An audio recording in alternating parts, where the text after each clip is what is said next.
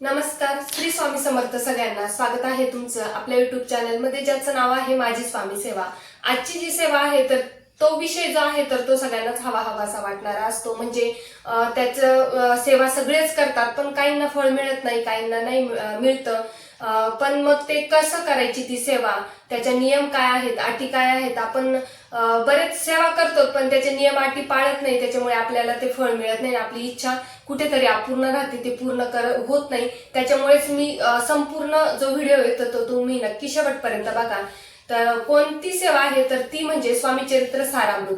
तुम्हाला स्वामी चरित्र सारामृत एक दिवशीय पारायण करायचंय, 11 पारायण करायचे, 21 पारायण करायचे किंवा 108 पारायण करायचे. आणि तुम्हाला जर खरंच मनापासून जर वाटत असेल तर आपली ही एक इच्छा पूर्ण व्हावी, तर त्याच्यासाठी तुम्हाला 108 पारायण जर केले तर जीवनामध्ये तुम्हाला अशक्य गोष्ट काहीच राहणार नाही. म्हणजे सगळ्या म्हणजे अशक्य गोष्टी सुद्धा शक्य करतात. असा हा ग्रंथ आहे, इतका प्रभावशाली ग्रंथ आहे. तर तो कोणता ग्रंथ आहे बघा, श्री स्वामी चरित्र सारामृत. याचे जर 108 पारायण जर तुम्ही केले, 108 पाठ जर तुम्ही केले, तर तुमच्या जीवनातल्या कुठलीही समस्या तुम्हाला राहणार नाही. तर कुठल्या कुठल्या आपण इच्छेसाठी करू शकतो. लग्न जमण्यासाठी, परत स्वतःची वास्तू होण्यासाठी, संतती प्राप्तीसाठी, घरात कल आहे म्हणजे कटकट आहे तर त्याच्यासाठी सुद्धा हा ग्रंथ खूप प्रभावशाली आहे. प्रत्येक गोष्ट म्हणजे प्रमोशनसाठी, तर ही सेवा केल्याने ह्या गोष्टी तुमच्या पूर्ण होतील. ही गोष्ट तुमची जर मनात इच्छा ठेवली आणि तुम्ही संकल्प केला 108 पारायणाचा, 21 पारायणाचा, 51 पारायणाची, जशी तुमची इच्छा आहे, पण जर संकल्प करून ही सेवा जर तुम्ही केली तर नक्कीच तुम्हाला तुमची इच्छा पूर्ण होणार आहे. तर कसे करायचे तर ते मी तुम्हाला सांगते, जास्त वेळ घेत नाही. तुम्हाला जर 11 पारायण करायचे असतील, 21 पारायण करायचे असतील तर किंवा 108 पारायण करायचे असतील तर तुम्हाला नियम आणि अटींचं पालन हे करावंच लागेल. काही 21 पारायणामध्येच अनुभव येतो का, तर मनापासून जर सेवा केली ना तर तुम्हाला फळ नक्कीच मिळते. मनापासून सेवा करा. स्वामी म्हणतात की तुम्ही कशी करतात याला महत्व नाहीये, तुम्ही किती करतात याला महत्व नाही, तुम्ही ती सेवा कशी करतात याला महत्व आहे. आणि खरंच आहे, तुम्ही किती 108 पारायण केले आणि तुमचं जर मन स्थिर नसेल, तुम्ही जर मनापासून ती सेवा केली नाही, तुमचं अर्धमन कामात, अर्धमन स्वामींकडे, अर्धमन ग्रंथामध्ये, तर ती सेवा कुठेही फळाला जात नाही. त्याच्यामुळे जी पण सेवा कराल ती तुम्ही मनापासून करा. एवढंच आपल्या स्वामी सेवेमध्ये आहे.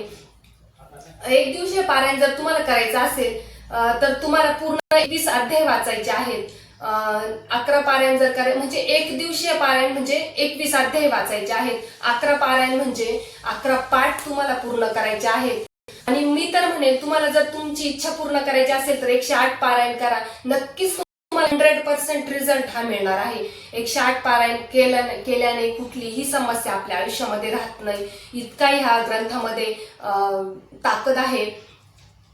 तर तुम्हाला पारायण करण्याच्या आदल्या दिवशी तुम्हाला स्वामी केंद्रात जायचं आहे, मठात जायचं आहे आणि तिथे नारळ खडी साखर घेऊन जायची. नारळ खडी साखर स्वामींकडे ठेवायचंय आणि स्वामींना हात जोडून विनंती करायची, स्वामी माझी ही इच्छा आहे आणि मला 108 किंवा 51 किंवा 21 पारायण करायचे आहे, पाठ करायचे आहे. तर ते तुम्ही निर्विघ्नपणे करून घ्या. आणि मी ज्या पण इच्छेसाठी करणार आहे हे तुमची सेवा, तर ती इच्छा माझी पूर्ण होऊ देत आणि जे पण काही सेवा करणार आहे ती निर्विघ्नपणे पार पडू दे. स्वामींना नमस्कार करायचंय, घरी यायचंय. दुसऱ्या दिवशी तुम्हाला ही सेवा सुरुवात करायची आहे. सकाळी तुम्ही जर केली तर तुम्ही ती सेवा सकाळी करू शकता. संध्याकाळी जर तुम्हाला वेळ मिळत असेल तर संध्याकाळी करू शकता. आणि ह्या सेवेला फारसा काही वेळ लागत नाही, 1 तास लागतो. 1 तास खूप नाही 24 तासापैकी. जरी तुम्ही ड्युटी करताय, नोकरीला जाताय, हरकत नाही, तुम्ही सकाळी किंवा संध्याकाळी नक्की करू शकता. आपण असं जर मोबाईल घेतला तर सोशल मीडियावर जर गेलो तिकडे बघण्यासाठी तर 1-2 तास कसे निघून जातात कळत सुद्धा नाही. तर तुम्ही पारायण म्हणजे हा ग्रंथ का वाचू शकत नाही, नक्कीच वाचू शकता. घरी यायचंय आदल्या दिवशी जर तुम्ही मठात जाऊनच येणार आहात, दुसऱ्या दिवशी सकाळी स्नान करायचंय, छान सूर्याला अर्घ्य द्यायचंय, तुळशीला पाणी द्यायचंय. स्त्रिया जर करत असतील तर तुळशीला पाणी देऊ शकता. उंबरठा पूजन करायचंय आणि तुम्ही ही सेवा सुरुवात करायची. आधी तुम्हाला संकल्पयुक्त करायचे. संकल्पयुक्त सेवा चांगली असते, म्हणजे लवकर फळ मिळते त्या सेवेने. आधी तामण घ्यायचंय, हातात पाणी, पुष्प, हळद, कुंकू, अक्षता घ्यायची आहे आणि आपलं नाव गोत्र म्हणायचंय. स्वामींना आपली इच्छा सांगायची आहे आणि स्वामींना विनंती करायची की ही सेवा मी करते, तर ती तुम्ही निर्विघ्नपणे पार पाडून घ्यायची. आणि जे हातातलं पाणी घेतलेलं आहे, फूल, अक्षता, ते तांबणात सोडून द्यायचे. परत स्वच्छ पाणी 2दा घ्यायचे, तांबणात सोडून द्यायचे, नमस्कार करायचा आहे आणि परत एकदा स्वामींना विनंती करायची, ही सेवा माझ्याकडून निर्विघ्नपणे पार पाडून घ्या. नंतर सेवेला सुरुवात करायची आहे. जर तुम्हाला 11 पारायण करायचे आहे तर तुम्ही संध्याकाळी जर ही सेवा केली तर तुम्ही संध्याकाळीच करू शकता आणि सकाळी जर केली तर सकाळी करू शकता. 21 पारायण जरी केले तरी तुम्हाला हीच सेवा, तुम्हाला हीच वेळ तुम्हाला ठेवायची. फक्त 108 जर पारायण तुम्हाला करायचे असेल तर तुम्हाला एखाद्या वेळेस नाही संध्याकाळी जमलं तर तुम्ही सकाळी सुद्धा करू शकता, सकाळी नाही जमलं तर तुम्ही संध्याकाळी सुद्धा करू शकता. आणि नियम काय आहेत तर ते नियम आहे, तुम्हाला ब्रह्मचर्य पाळायची काही गरज नाही. संतती प्राप्तीसाठी जर तुम्ही हे सेवा करताय तर तुम्हाला ब्रह्मचर्य पाळण्याची गरज नाहीये. आणि इतर इच्छेसाठी जरी केले तर तुम्हाला जर 108 पारायण करायचे असेल तर ब्रह्मचर्य नाही पाळलं तर चालेल. फक्त दुसऱ्या दिवशी स्वच्छ केस, म्हणजे डोक्यावरून आंघोळ वगैरे करून स्वच्छ होऊन आणि मगच तुम्ही दुसऱ्या दिवशी पारायण करू शकता.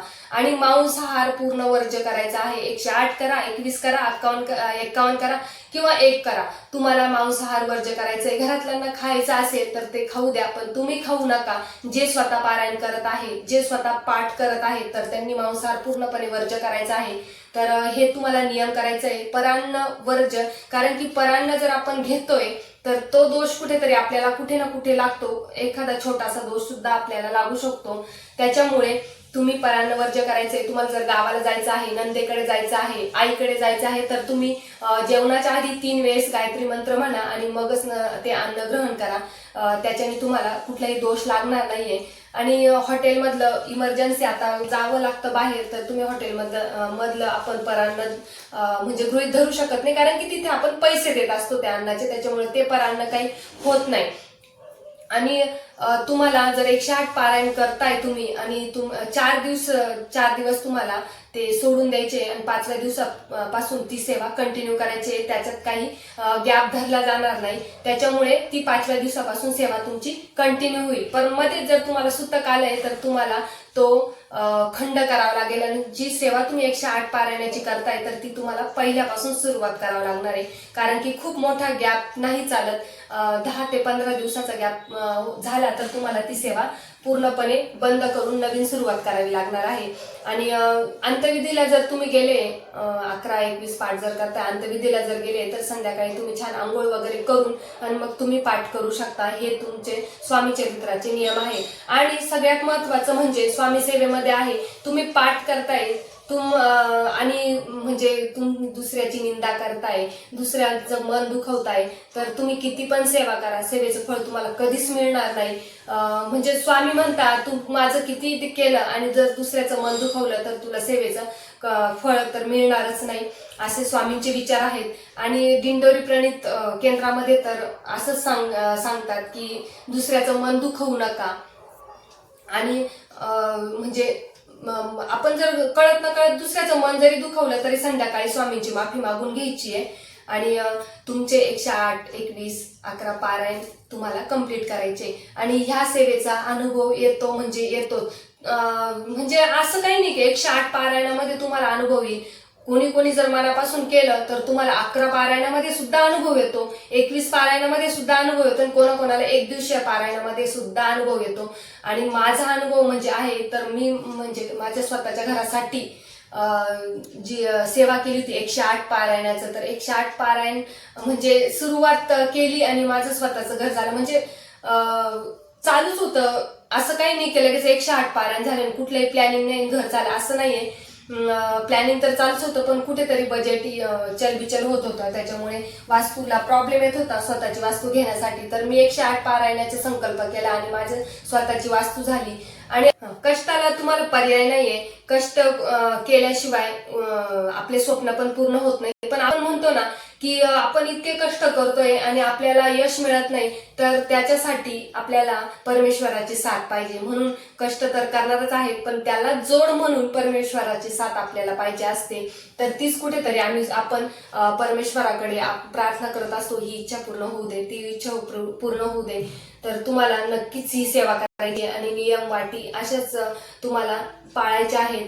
बऱ्याच ठिकाणी नियम अटी पाळल्या जात नाही आणि मग सेवेचं फळ मिळत नाही आणि मग आपणच स्वतःला म्हणतो की नाही, मी एवढी सेवा करतो, मी एवढी सेवा करते, पण मला काही फळ मिळत नाही. कुठेतरी आपल्या चुका असतात, त्याच्यामुळेच आपल्याला केलेल्या सेवेचं फळ मिळत नाही. आणि तुम्ही म्हणजे तुम्ही जर घरात पाठ करताय तर तुम्हाला दोन्ही टाइम आरती करायची आहे. दोन्ही टाइम जे पण आपण काही खातो आहे तर तो स्वामींना नैवेद्य दाखवायचा आहे. रोज तुम्हाला जो पण तुम्ही चटणी भाकरी जरी केली तर तो तुम्हाला स्वामींना नैवेद्य दाखवायचा आहे. तर असं 108 पारायणाचे नियम अटी आहेत, तर ते तुम्ही नक्कीच करा. आणि कोणाला म्हणजे अनुभव आलेला असेल तर ते सुद्धा तुम्ही कमेंटमध्ये सांगू शकता. माझा सुद्धा अनुभव आहे, मी सुद्धा 108 पारायण केलेले आहे. एकदा नाही, दोनदा नाही, तर 3दा माझी ही सेवा झालेली आहे. एकदा 51 पारायणाची झालेली, एकदा 21ची झालेली. आणि माझे 21 पारायणाची जे आहे, तर आता हा ग्रंथ आहे तर तो 700 ओवींचा आहे आणि मी जो पारायण केले तर तो मोठ्या ग्रंथाचा केलेला आहे. तर त्याला 2 तास लागतात. आणि सगळ्यात महत्वाचं म्हणजे बरेच आता नवीन स्वामी भक्त असतील तर ते म्हणतील, ताई किती वेळ लागतो? अजिबात वेळ लागत नाही, मला पाऊण तास लागतो. म्हणजे 1 तास मी ना एकदम निवांत करते म्हणून मला 1 तास लागतो.